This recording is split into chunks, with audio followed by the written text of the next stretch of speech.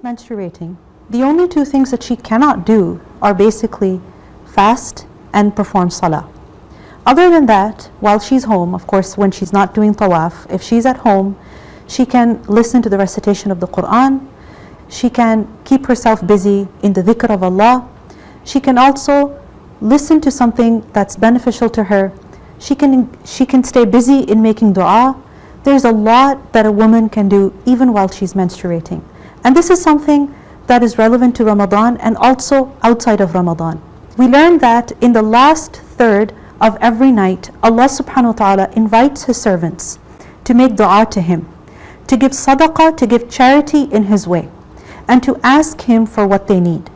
And so if a woman is making dua during the night or during the day, giving charity, or she is listening to the Quran, or she is staying busy in the remembrance of Allah, she does not need wudu for any of these actions.